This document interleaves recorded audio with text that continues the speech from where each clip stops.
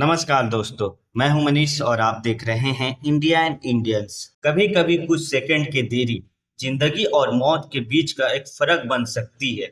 और जब बात हो हवा में उड़ते जहाज की, तो जरा सी चूक एक बहुत बड़ा हादसा बन सकती है। अहमदाबाद में बोइंग 171 के हादसे के बाद देश भर में एविएशन सेक्टर पर सवाल उठ रहे हैं। सरकार ने डीजीसीए को अलर्ट पर रखा, कई नई नोटिफिकेशन और जांच आदेश जारी हो चुके हैं, लेकिन इसके बावजूद एक और हादसा होते होते टल गया। रविवार सुबह लखनऊ के चौधरी चरण सिंह एयरपोर्ट पर एक फ्लाइट की लैंडिंग हुई और लैंडिंग के साथ ही उसके पहियों से धुएं निकलना शुरू हो गया। वो फ्लाइट थी सऊदी अरब की फ्लाइट SB312, जो जिद्दा से लखनऊ आ रही थी। इस फ्लाइट में थे करीब 250 हज यात्री, जो अपनी जमीन पर लौटते ही एक और मुश्किल से गुजरते गुजरते बचे। वीडियो वायरल हुआ, सोशल मीडिया पर धुएं की तस्वीर दिखी। रनवे पर खड़ा एक और विशाल एयरबेस A330 और उसके पहिए से उठता सफेद धुआं। अगर ये धुआं सिर्फ धुआं ना होता और आग में बदल जाता, तो ये लखनऊ एयरपोर्ट के इतिहास की सबसे बड़ी त्रासदी बन सकती थी।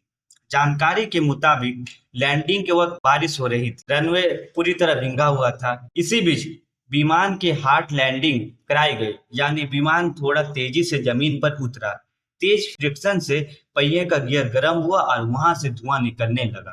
तुरंत एयरपोर्ट के अग्निशमन टीम यानी ARFF मौके पर पहुंची। जांच हुई और पाया गया कि कोई बड़ी तकनीकी खराबी तो नहीं है।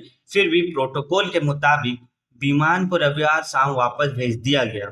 राहत की बात यह रही कि सभी 250 यात्री सुरक्षित थे, आग नहीं लगी, किसी को चोट तक नहीं पहुंची। लेकिन सवाल वही है, आखिर हर हफ्ते किसी न किसी फ्लाइट से जुड़ी इमरजेंसी क्यों सामने आ रही है?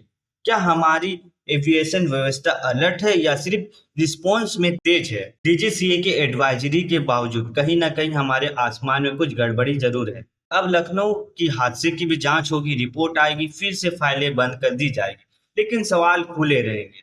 कभी जरा से चिंगारी भी जलते अंगारों में बदल सकती, लेकिन इस बार तो बच गए।